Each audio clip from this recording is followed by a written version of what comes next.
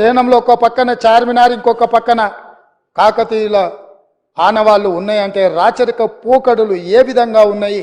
పాలకుల యొక్క ఆలోచన ప్రజాస్వామ్యానికి వ్యతిరేకంగా రాచరిక పోకడలతో రాష్ట్ర అధికారిక చిహ్నంలో రాజదర్పాలు ఉట్టిపడుతుంటే ఇంకా కూడా మనము గులాములుగా వెట్టి చాకిరి చేస్తూ బ్రతకాల్సిందేనా అన్న ఆలోచనతోటి మా మంత్రివర్గం అంతా ఆలోచన చేసి రాచరిక పోకడలు, రాచరికపు ఆనవాళ్లు ఉండడానికి వీల్లేదు.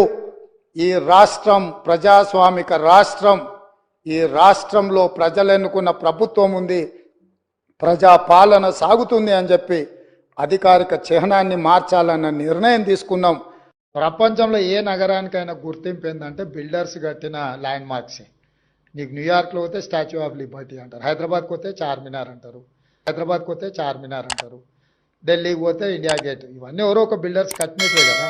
సేనంలో ఒక పక్కన చార్మినార్, ఇంకొక పక్కన కాకతీయుల ఆనవాళ్లు ఉన్నాయంటే రాచరిక పోకడులు ఏ విధంగా ఉన్నాయి? పాలకుల యొక్క ఆలోచన ప్రజాస్వామ్యానికి వ్యతిరేకంగా రాచరిక పోకడలతో రాష్ట్ర అధికారిక చిహ్నంలో రాజదర్పాలు ఉట్టిపడుతుంటే ఇంకా కూడా మనము గులాములుగా వెట్టి చాకిరి చేస్తూ బ్రతకాల్సిందేనా అన్న ఆలోచనతోటి మా మంత్రివర్గం అంతా ఆలోచన చేసి రాచరిక పోకడలు, రాచరికపు ఆనవాళ్లు ఉండడానికి వీల్లేదు. ఈ రాష్ట్రం ప్రజాస్వామిక రాష్ట్రం.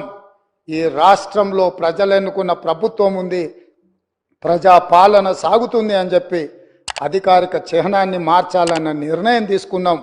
ప్రపంచంలో ఏ నగరానికైనా గుర్తింపు ఏంటంటే బిల్డర్స్ కట్టిన ల్యాండ్ మార్క్స్. నీకు న్యూయార్క్లో పోతే స్టాచ్యూ ఆఫ్ లిబర్టీ అంటారు, హైదరాబాద్కి పోతే చార్మినార్